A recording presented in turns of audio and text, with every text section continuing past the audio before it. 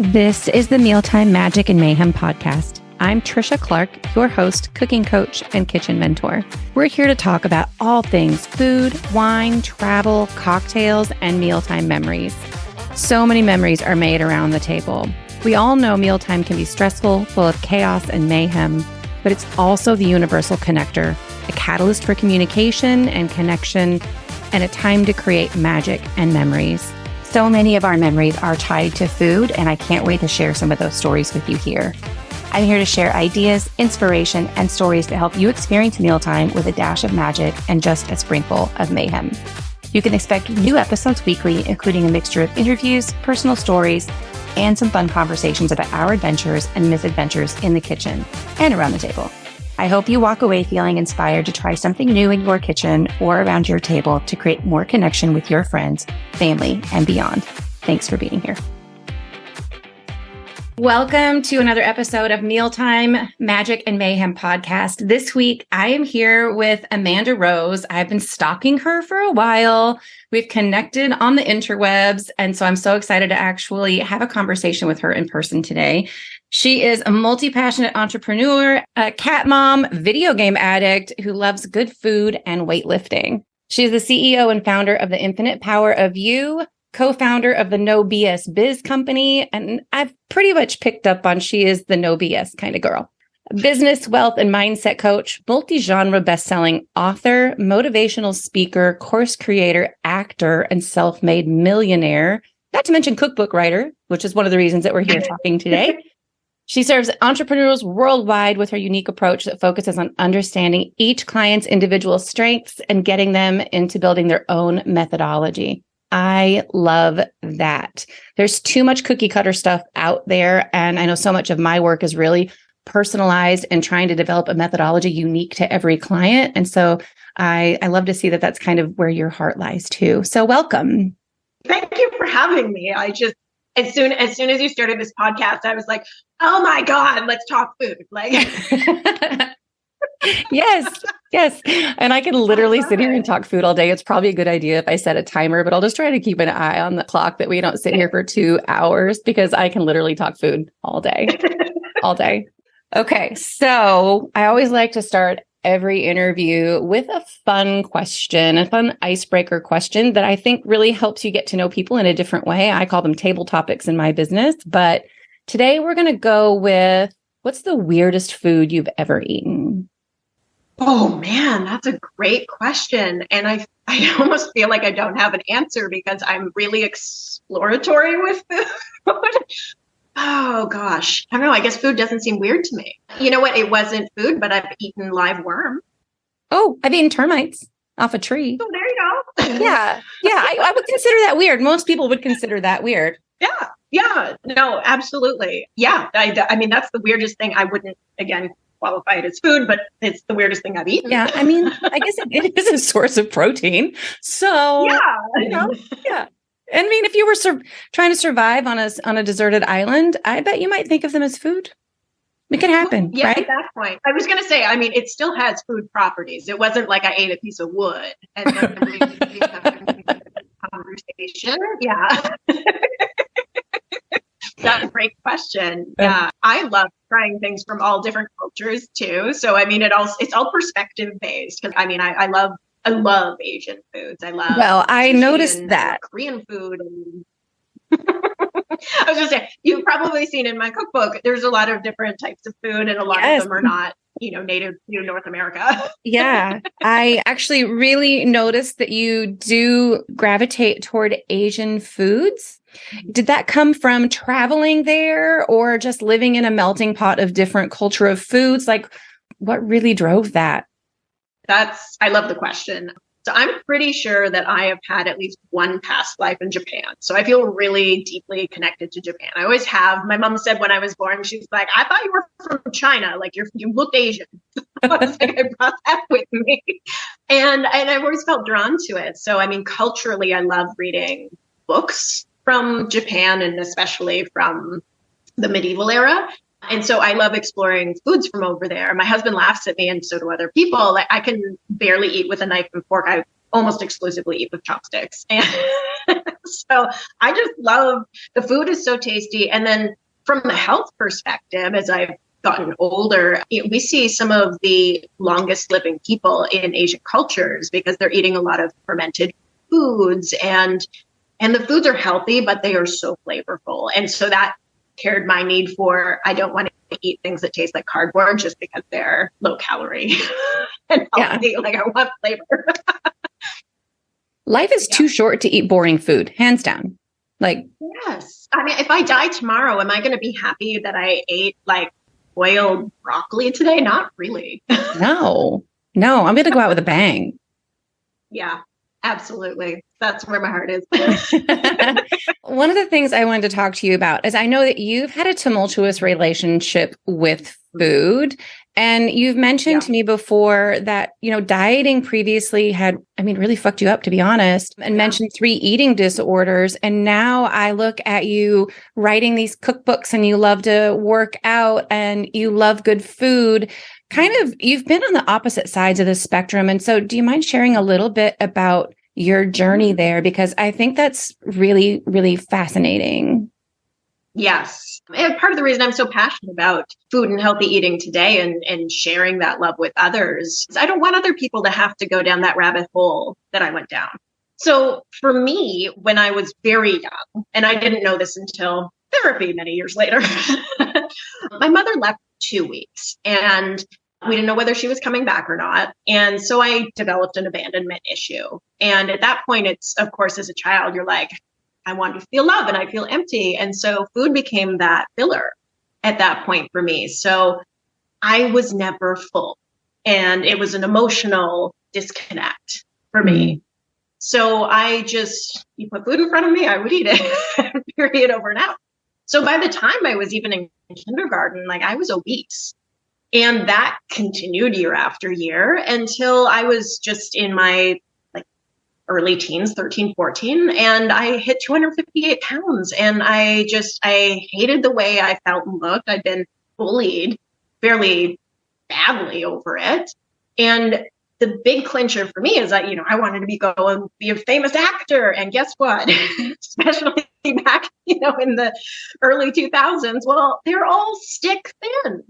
And so I finally was frustrated and I was like, I'm going to lose the weight. I'm going to get it off. Like, I had tried previously and not really been successful.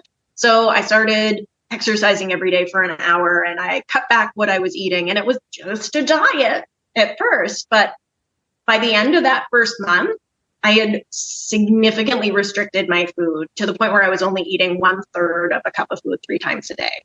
And that continued for about a year and 3 or 4 months. I know what starvation feels like firsthand. And it was awful. And it was mentally awful because the whole time, it's not just the fact that my body was starving. And if anybody has been like a few hours late on a meal and you're like, I could kill somebody, that was my whole year. It was not pleasant to be around. But the other aspects of it was just beating myself up in my head, hating the way I looked, weighed myself like 30 times a day. My hair started falling out.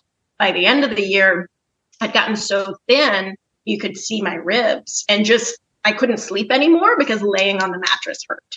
So, it was going from a lifetime of binge eating to feel better and feel full to a full-time restrictive, don't get anything.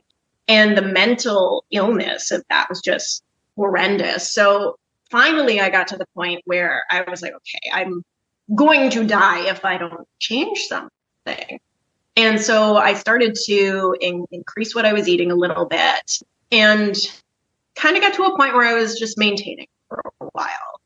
And that lasted a few years. And then I don't remember exactly what happened, but I had a near-death experience. That's what happened. I ended up having really bad pneumonia when I was in college.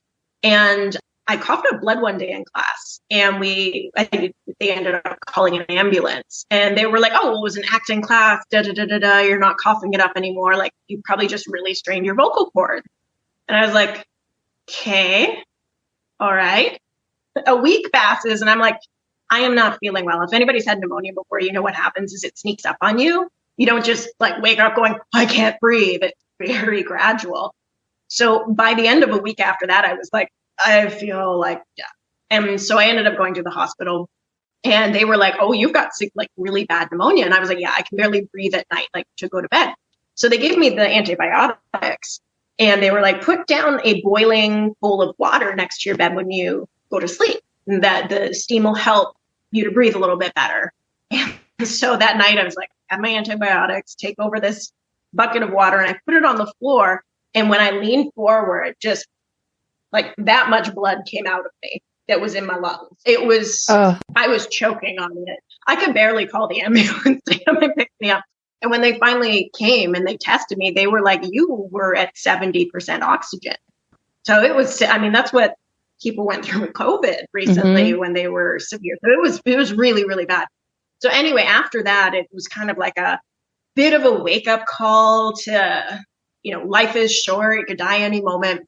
And so I ended up gaining some weight after that. And it was just really, really gradual. I didn't go nuts because I'd been so restrictive for so long. But over the next few years, I gained a little bit of weight, and then I became very self-conscious about it.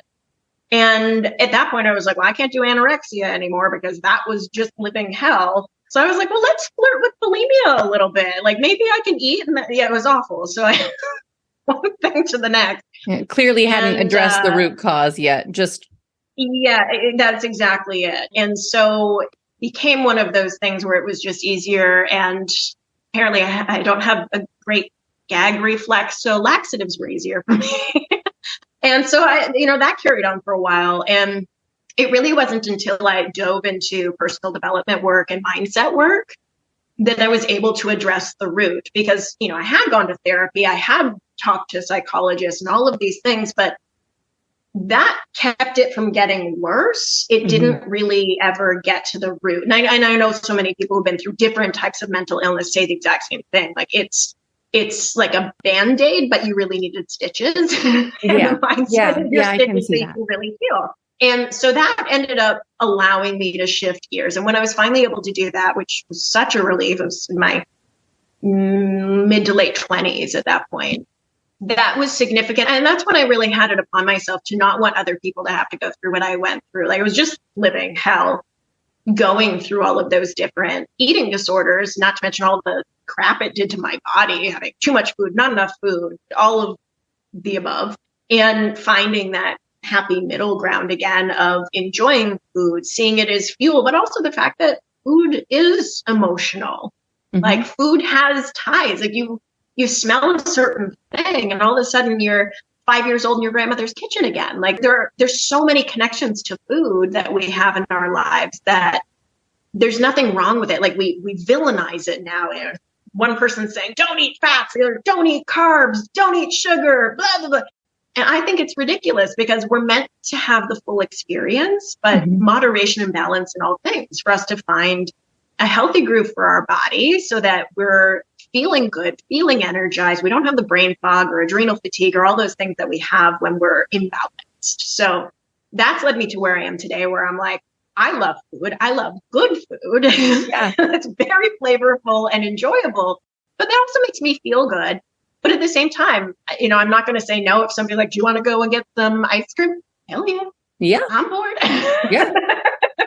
So at what point, did you always enjoy cooking or is that something that you learned to love as you kind of embraced this new lifestyle? Is that where you found your love of cooking and creating recipes? Or was it always there and you had to learn how to change it to be healthier? Which one of those paths feels more like you? I definitely always had a love of cooking was always very central in my home. Interestingly enough, my mother, she lost her mother about 9 years ago.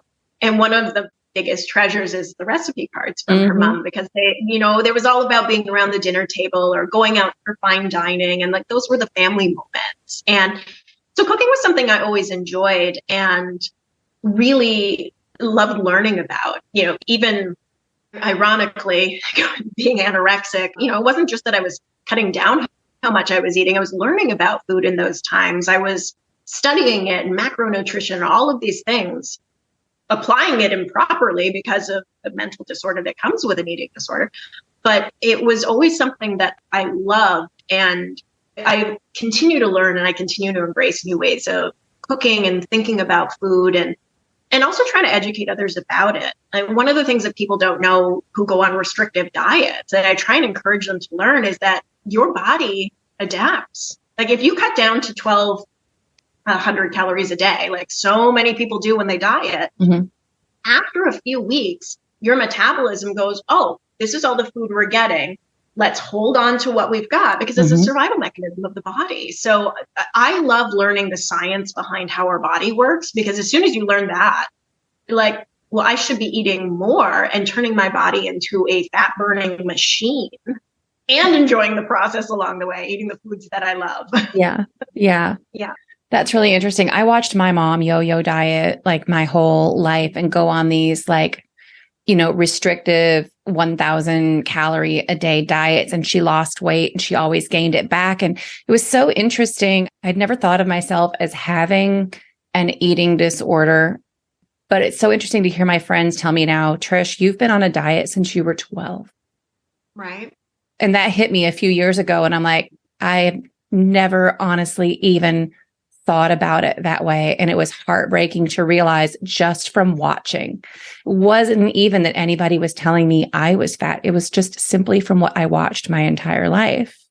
And while I carry around the extra pounds and I've had my experience with yo-yoing, I know that I eat much healthier, but I've always been very adamant that I don't want to do those super restrictive diets. I've watched them not work and I've tried them and I've been miserable and it made foods bad. Like you said, right? No food is bad. It's everything in moderation. And it's really about finding what works for you and finding what it is that lights you up, right? That's a big part of what I do. Like you've clearly found this love of cooking Asian food because of your past life with Japan or your own experience. And there's so many resources out there, but the challenge is they're also overwhelming like much of anything else in this digital age. Yes.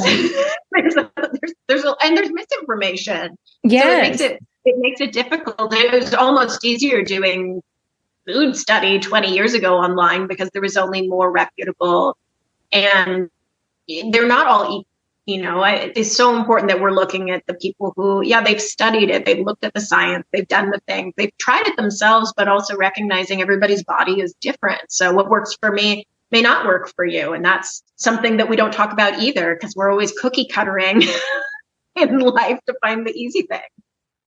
So I love that the three things that you've really talked about are cooking can be fun and it can be easy. And you can see that in your cookbook, the Orgasmic Cookbook that I can't wait for you to talk about. Healthy doesn't have to be boring, right? And your mindset around food is really incredible based on where you've come from and where you are. But I want to talk about, now we're going to switch to some of the fun stuff. I think your story is really powerful for people who have had this mindset or do of food is bad, and to see that you really can change that. And food can be fuel and food can be fun at the same time. It's not one or the other. It's not one or the other. And so one of the things I was looking at in your cookbook, it was your Tom Yum peanut sauce. Yeah. So it brought to light. So I am an avid experimenter in the kitchen as well as cocktails. Cocktails are my jam. And I've been playing with clarified cocktails, which is where you take a cocktail and you wash it through some milk fat perspective, like yogurt or coconut milk or whatever, and you let it curdle and you strain it all out. And what you get is this beautiful, clear cocktail. Reason I tell you this, and I was attracted to the Tom Yum, is I'd never had Tom Yum soup. And in typical Trish fashion, rather than starting with a simple cocktail, I started with a clarified Tom Yum soup cocktail. I love it. So I went all in. I made Tom Yum soup. I tasted that. I ran that through coconut milk and lime juice. And it was a vodka drink, and strained all that through coconut milk and whole milk. And that was one fabulous, sweet, savory, and spicy cocktail. And so I'm a new Tom Yum fan. And for all of you listening, if you've never had Tom Yum, try it. But apparently it can be used for a multitude of purposes, from soup to peanut sauce. To cocktails. I knew. I love taking something that's not normally used in a certain way and revamping it, just like you have. I mean, I need to drive to your house and make have cocktails with you. I could legally ship it to you. I would. I know, right? Yeah. Come on, shipping laws. But anyway, it's so funny that you say that because I've never had tom yum soup either. And I just we have a really big Asian grocer in Canada, which thankfully now ships its dry goods. And so every once in a while, I'll just be like, I have no idea what that is. Add to cart. And then I'll get it and I'll smell it and be like, I'm going to try this with it. And I just go for it. And I'm sure there's Asian people watching going, but I'm making new creations and I'm having fun with it. And I think that's what food needs to be, is bringing you back to like childlike wonder with, my husband laughs at me, like I will mess up if you get like a frozen pizza that needs to be, I will mess it up because I don't follow directions. Like I'm like, it said 20 minutes, but I thought 22 would be better at a slightly different degrees in the oven because different. And I don't follow recipes well. My husband just shakes his head. He's like, what's wrong with you? You can make this elaborate, crazy thing nobody's ever heard of, but you can't cook a box pizza. I have to put more stuff on them. And so they don't cook in the time allotted because they're never good. No, they never come with enough cheese. No. I don't. Or anything else for that matter, except for pepperoni. Sometimes too much. And I mean, I'm saying that as somebody who could just eat a stick of pepperoni, but there comes a point on the pizza where it's Yes. Yeah. So there's 2 other recipes that I wrote down that I'm really excited to try because I use a lot of hoisin sauce, but I've never made hoisin sauce. So I was looking at your recipe and I'm pretty excited to try making my own hoisin sauce.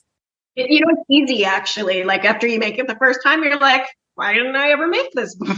Yeah, I look at that and I'm like, it's exactly like, why do I buy enchilada sauce? Enchilada sauce is so much better and easier made on my stovetop. Why did I ever buy enchilada sauce?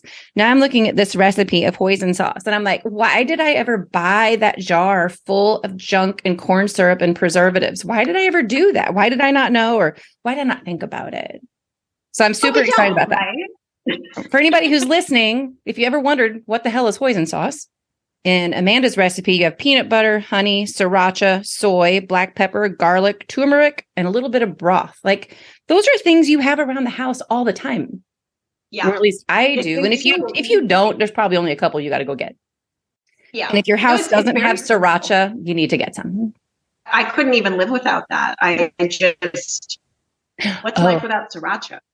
So one of my favorite snacks, and I might be in the minority, is I love hard-boiled eggs. They're a great protein fix. They keep me full. They're easy. I can take them on the go. I love them. I'm the only one in my house that does. Everybody else hates them. I'm like, fine, more for me. But I found from Spiceology, sriracha salt. I have been sprinkling that on all the eggs. And what did I put it on the other night? I made like a stir fry and I sprinkled sriracha salt on the top of it. And it was just like the best little finishing touch. So I need to make a note to put the link in the show notes to the sriracha salt from Spiceology, y'all, because it is so good. And a little bit goes a long way. I mean, that jar, I think I bought it last October and I still have like 2/3 of it left. Like it's just a sprinkle, but those are my cheats, just finding those little fun things in the grocery store and smell, taste, or hell, just buy them and see what happens. Like you said. Yeah. Oh, I think the other thing that nobody ever talks about with nutrition is that spices tend to have some of the most concentrated different types of vitamins in them. And they can really help flesh out the diet too, to make our bodies healthier. So, I mean, turmeric, for example, I try and put it in a lot of things because if you put turmeric and pepper together, it's like cancer fighting extraordinaire. Like, it's so good for your body. Well, we could do a whole nother episode on that. Right? Okay. Another note. I have so many notes now. I'm going to have to go back and watch this recording myself. Watch, listen, whatever your jam is. You're probably going to find this on YouTube. It'll be on Spotify, Apple, Google, all the places. If you can't find it, if you can't find the video, you can message one of us and we'll find it. The other one, and the reason I love the idea of this one is I think we get so locked into ideas of what food is and what it's supposed to be. And I don't mean good or bad, but I mean like Mexican food or Asian food or Italian food. And you have quite often specific styles of cooking that go with each one of those cuisines. And so when I saw taco veggie stir fry, I was like, yes, she's speaking my language, because I use my wok for everything, Asian or not. I love the way that it cooks. But stir fry, it's just veggies cooked in hot oil in a pan. You guys, it doesn't have to be Asian. So simple. Yeah. I mean, I always try and incorporate vegetables into just about everything, because they're so good for our body. But again, they need to taste good. Boiled broccoli. No. We don't do that around here. Right? Yeah. That's one of my favorites. And one of the recipes that was definitely voted by the most people to be like the favorite from the cookbook was the taco pasta, which really good. Okay. Yeah. See, and I love the combining of that. And I think that's where those of us that, and I love to cook, but let's assume that you don't love it and you've got your 5 standard recipes that you rotate. That's fine if that works for you. But if you're getting bored, switch out an ingredient. Instead of making it Mexican, make it Italian. If it's Italian, throw in ground beef instead of Italian sausage, and throw in some taco seasoning instead of Italian seasoning. You can use those same recipes that your family loves, but you can mix them up so that you're not bored. Because at the end of the day, you're not only cooking for your family, you're also cooking for you. And we have such a tendency to forget that in this service mentality, the servant mentality that us as cooks, we just have innately, is to serve food and to watch people eat our food. But all that said, you can cook for you first. And if you need a permission slip, I'm giving you permission to cook all the foods that you love. They will eat it or they won't. They will not starve. And mix it up the way you want it and see what happens. I think that's so important. Yeah. I'm assuming we're going to have a lot of women watching this. Like, as women, we tend to put our needs last. And I think it's really important that we prioritize our own needs and what we're doing. The other thing is, people think this is odd and I don't care. So I'm going to share it. So hopefully somebody out there is going to go, oh, I have permission to do this. So my husband eats like a 5th grader. Fries and battered chicken and burgers. Don't really eat much of that. So I typically am cooking 2 dinners almost every night.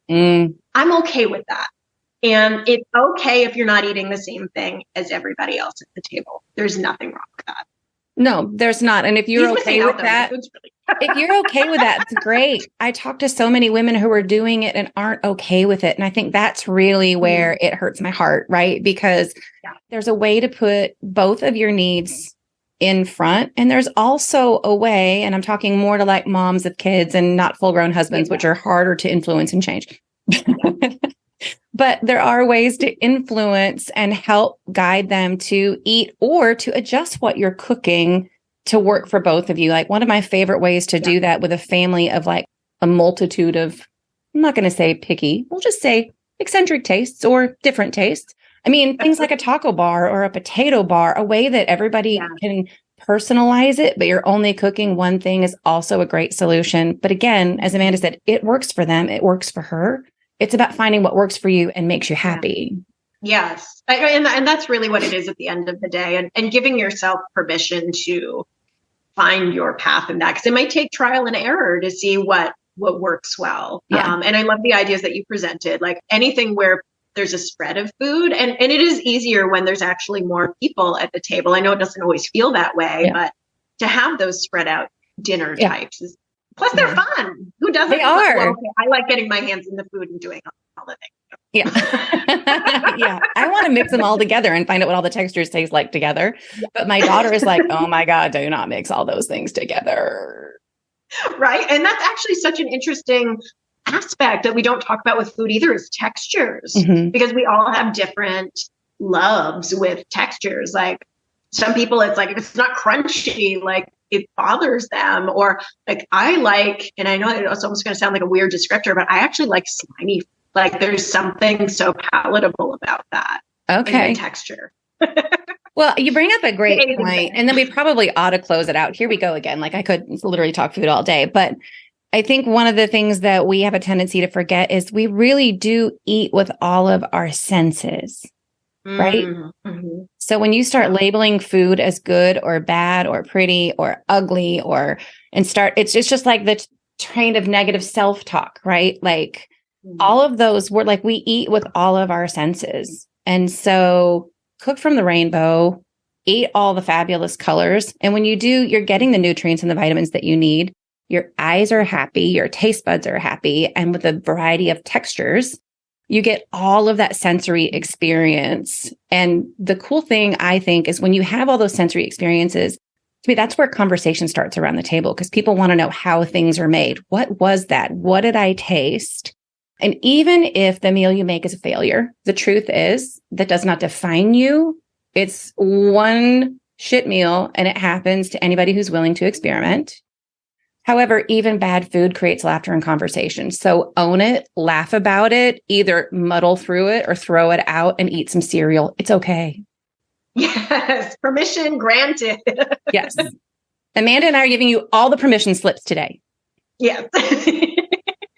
I love that so much. And you just hit the nail on the head. Like, it's really about an opportunity to come together and have some fun and make some new memories. I mean, that's the great thing about being around the dinner table. Yeah, it really, really is. So many of our memories are tied to food. And one of my goals is to like recreate those moments that I feel nostalgic for, right? Through recipes or, whatever the case may be. It has been such a pleasure talking to you. I'm going to give you a few seconds to talk about your cookbook and anything you have going on to let everybody know where they can find you and the best way to connect with you. And then we'll sign off. Yes, that sounds wonderful. So for everybody watching, this is my cookbook called the Orgasmic Cookbook, because I believe that food should just be as good as, that. So, and this is really about just exploring different ways of looking at food, different types of combinations that you maybe haven't played around with before, and getting curious about it. Also, a lot of them, so I worked with clients for a while. I started in health and wellness coaching, getting kids okay with vegetables and finding different ways of incorporating them into dishes. Like, for example, the taco pasta, that's been a hit around a lot of family dinner tables. So there's a lot in there for you to explore personally, but also that you can share with your family that should hopefully spark some new interest and intrigue being around the dinner table. So that's available on Amazon, and you can find me most readily on Facebook. If you look up at Amanda Rose Author, I'm sure we will have a link somewhere, because who the hell actually searches for things nowadays? I don't know. We will have that for you. And feel free to reach out anytime you want to talk about cookbooks, weight loss, health, business, heck, anything. I'm here for it. Well, and you do have your finger in all the things. And I love that. You can definitely tell that you're a multi-passionate entrepreneur. And it's so much fun to hear all the different things that you're involved in. I would also say, if you get the cookbook, I want to hear what you've cooked out of it. And I'm sure Amanda does too. And if there are other things and other topics that you want to hear about on Mealtime Magic and Mayhem, shoot us a note and I will be sure to add it to the list. Thank you, everyone, for listening. Thank you, Amanda, for being here. And I will talk to you again soon. Thanks so much for listening. And if you enjoyed this episode, please go hit that follow button, subscribe, leave us a review. And if you're ready to change what mealtime looks like for you, breaking that cycle of chaos and having more fun in the kitchen, build some confidence and discover your love of cooking, schedule your free Dish with Trish call at the link in the show notes. We'll chat a few minutes and you'll walk away with personalized strategies to take your mealtime routine from tired to inspired. See you next time.